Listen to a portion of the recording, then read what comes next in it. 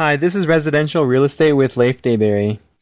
So, defining the general area, residential real estate is a type of property containing either a single family or multifamily structure that's available for occupation or for non-business purposes. That's according to Wikipedia. On the bottom right is an example of a home. It's actually one home that was created. Disney gave permission to build one home for. This is off of Up, if you guys have ever seen that movie, and I'm sure you have. Basically, so people can live in these residential areas, residential homes. They can contain one or more than one family, and they should not conduct business at the home. What's the current situation? Well, in this picture, as you can see, it's pretty tight. If there was a fire at the very bottom house on the bottom right, the fire would probably continue all the way to the top unless firefighters got there quickly or something happened. But basically, current situation, it can be similar to this. And since this is a real picture, it can be like this. But it really depends on what situation and what area you are in. Like, for example, bigger cities are obviously houses are more tight together. There isn't as much land for builders to build on, so because it's already been bought up and built upon, so therefore that's why people are tight packed like this to basically help people to live in a home. What's the current situation? White House economic advisors point out sluggish productivity. This guy in the bottom right, Jonathan Smoke, he says that the residential real estate market followed the normal holiday cooldown with cooler demand, reduced inventory, and slower market velocity in most markets. Basically, winter season brings out by a reason. Basically, there's lower demand, so that means like it's okay for people to purchase the homes that they want because since there's lower demand, that's fine for them. Basically, so the incomes for the broad middle class aren't rising. Also,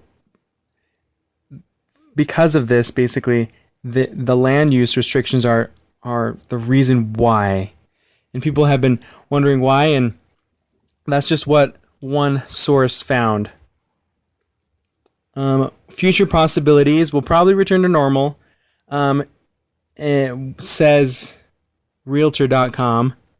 There are some issues that are happening still. The slowdown isn't an indication of a problem. Basically, they're saying that it's just a return to normal. For the past 15 years, basically we've lived through abnormal trends in the market. We'll probably see signs of more normal conditions in the future. Generational shuffle, basically they're calling it the time of the millennials. They're saying that it's going to be the best year this year to sell in the near future.